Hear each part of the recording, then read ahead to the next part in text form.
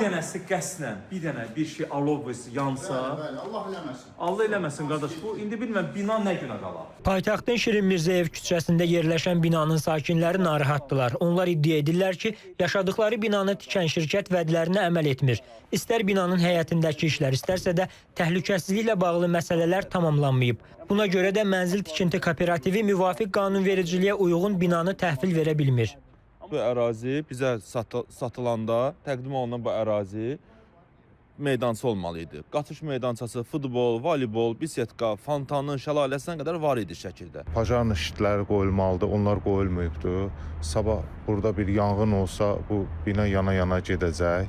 Bunlar da elə böyün-böyün səhər-səhər, böyün-böyün səhər-səhər dediklərinə əməl eləmirlər. Buçanı ala bilmirik çünki bu hər iki bina kompleks binalardır. Bu binalarda müəyyən tamamlanma işləri həyata keçirilsə də bu bina tamamlanmadığına görə qanunvericinin tələbinə uyğun olaraq tam təhvil təslimə getməyinə görə biz çıxarış ala bilmirik. Binanı tikən şirkətdən isə məsələ ilə bağlı bildirildi ki, sakinlərin qeyd etdikləri çatışmazlıqların aradan qaldırılması istiqamətində işlər aparılır. Yaxın vaxtlarda layihəyə uyğun olaraq bütün işlər yekunlaşdırılacaq. Bundan sonra sakinlər çıxarış almaq üçün müvafiq dövlət qurumuna müraciət edə biləcəklər.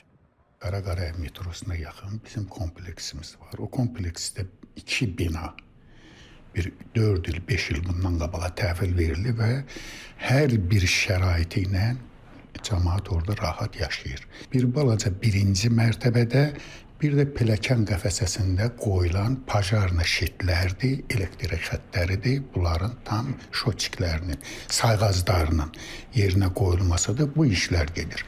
Onlar da qurtardıqdan sonra yəqin ki, may ayının axırına biz həmin binanı da təhvil verəcəyik və sakinlər də gedib qupçalarını ala biləcəklər.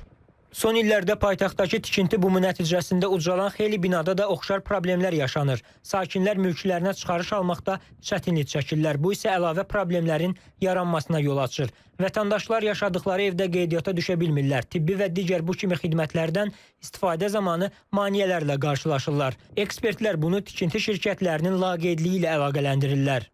Mənzil tikinti kooperativləri istismara əgər qəbul olunubsa, bu zaman artıq onların istismara qəbul aktı, maliyyə sənədi və eskiz planı, yerləşmə planı. Bunu təqdim eləməklə vətəndaş istənilən reyestr xidmətinin, ərazi xidmətindən və ya asan xidmətlərdəki reyestr xidmətindən öz çıxarışını əldə eləyə bilər. Fövqəladə Hallar Nazirliyindən bildirildi ki, qanunvericiliklə müəyyən olunmuş tələblərə cavab verdiyi və tikinti normativlərə uyğun aparıldığı halda Nazirlik binanın istismara hazırlığı barədə müvafiq rəy tərtib edir. Bu məsələ fərdi yanaşma tələb edir. Hər hansı binada yaranmış neqativ hallar ilk növbədə tikilinin sifarişçisi tərəfindən cavablandırılmalıdır. Nəzərə alınmalıdır ki, tikintisinə icazə tələb edən obyektin istismarına icazənin verilməsi üçün müvafiq addımların atılması bilavasitə sifarişçinin məsuliyyətidir. Qasım Xuluflu, Zaur Ağamir, İTV Xəbər.